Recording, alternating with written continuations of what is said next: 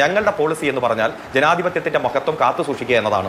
അത് കാത്തു സൂക്ഷിച്ച് തന്നെയാണ് ഞങ്ങൾ മുന്നോട്ട് പോകുന്നത്. അതുകൊണ്ടാണ് എതിർത്തുകൊണ്ടിരുന്നവർ വരെ ഞങ്ങളോട് യോജിക്കാൻ തയ്യാറായി ഇടതുപക്ഷമാണ് ശരി എന്ന് വന്നിരിക്കുന്നത് പറയുന്നത്. സമുദായ സംഘടനകളുടെ നേതാക്കന്മാരെല്ലാം ഇടതുപക്ഷമാണ്, സഖാവ് പിണറായി വിജയന്റെ നിലപാടുകളാണ് ശരി എന്ന് പറഞ്ഞ് ഞങ്ങളോട് യോജിക്കാൻ തയ്യാറാകുന്നത്. ഞങ്ങൾ ഉയർത്തിപ്പിടിക്കുന്ന സർഗാത്മകമായ ശരിയുടെ രാഷ്ട്രീയമാണ്. അത് ഉയർത്തിപ്പിടിച്ച് ഞങ്ങൾ മുന്നോട്ട് പോകും.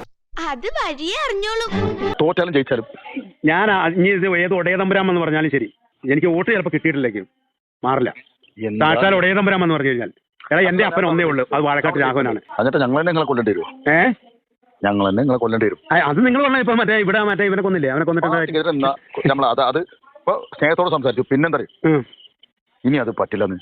ഇനി അത് പറ്റില്ലെന്നു അതെ ജിസാൻ ചേട്ടാ, എന്താണ് പ്രശ്നം? നിങ്ങൾ എന്നെ എന്താണ് ചെയ്യാൻ ഉദ്ദേശിക്കുന്നത് പറഞ്ഞോ. തട്ടിക്കോ ഈശ്വര, ഇനി എന്ത് ചെയ്യും?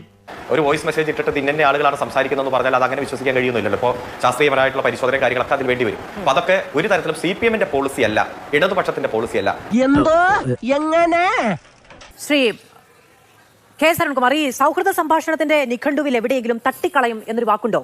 നിങ്ങളുടെ പ്രാദേശിക നേതാക്കളും അങ്ങും എല്ലാവരും ഈ സൗഹൃദ സംഭാഷണത്തെ കുറിച്ചാണ് പറയുന്നത്. നിങ്ങളെ ഞങ്ങൾ തന്നെ കൊന്നുകളയേണ്ടി വരും. വീണ്ടും ആവർത്തിച്ച് ചോദിക്കുമ്പോൾ തട്ടിക്കളയും, എന്ത് ചെയ്യുമെന്നാണ് ചോദിക്കുന്നത്, തട്ടിക്കളയും എന്നാണ് പറയുന്നത്. സത്യമാണെങ്കിലും എനിക്ക് അംഗീകരിച്ചു കൊടുക്കാൻ പറ്റുമോ? ഇവിടെ ഏതെങ്കിലും തരത്തിൽ ഇപ്പോൾ 2 വോയിസ് മെസ്സേജുകളാണ് കാണിച്ചത്. അതൊന്നും CPM-ന്റെയോ ഇടതുപക്ഷ ജനാധിപത്യ മുന്നണിയുടെയോ രീതിയിലല്ല. ആരെങ്കിലും തമ്മിൽ സൗഹൃദ സംഭാഷണമോ അല്ലെങ്കിൽ നേരിട്ടുള്ള സംഭാഷണത്തിന്റെ ഭാഗമായി എന്തെങ്കിലും പറഞ്ഞിട്ടുണ്ടെങ്കിൽ അതിനൊന്നും മറുപടി പറയേണ്ട ഉത്തരവാദിത്വം CPM-ന്റെ ഔദ്യോഗികമായിട്ടുള്ള നേതൃത്വത്തിനില്ല. ഞങ്ങൾ കൃത്യമായി തെരഞ്ഞെടുപ്പിനെ നേരിടുന്നത് സർഗാത്മകമായിട്ടുള്ള രാഷ്ട്രീയം മുന്നോട്ട് വെച്ചുകൊണ്ട് തന്നെയാണ്.